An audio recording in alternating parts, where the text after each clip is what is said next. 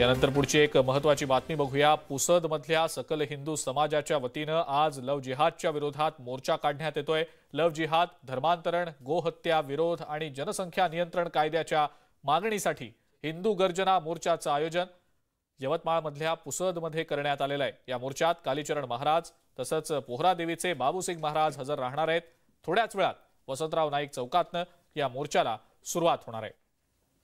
यशवंत रंगमंदिर इथं होणाऱ्या सभेला कालीचरण महाराज संबोधित करतील। या मोर्चाच्या दृष्टीने आयोजकांनी जोरदार तयारी केली आहे। पुसद शहरातल्या मुख्य रस्त्यावर याचे फलक देखील लावण्यात आलेले आहेत।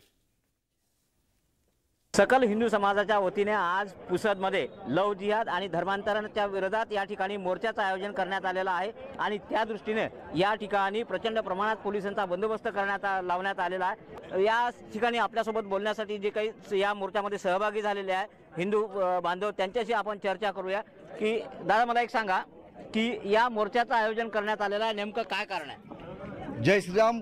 होय, मी हिंदूच, धर्मरक्षणासाठी, गोहत्या कायदा अंमलबजावणीसाठी, धर्मांतरासाठी आणि लव जिहादच्या विषयी कायदा करण्यासाठी पुसद हिंदू सकल मोर्चाने हे आयोजन केले आहे।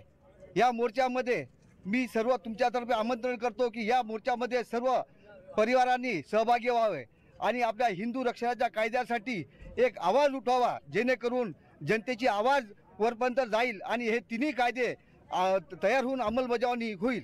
सर्व हिंदूंनी एकत्र यावं, संघटित व्हावं आणि देश धर्माचं काम व्यवस्थित व्हावं याच्यासाठी हा सगळा हिंदू समाज एकत्र करून हा मोर्चा आम्ही काढत आहे। पुसदून भास्कर मेहरे, न्यूज 18 लोकमत, यवतमाळ।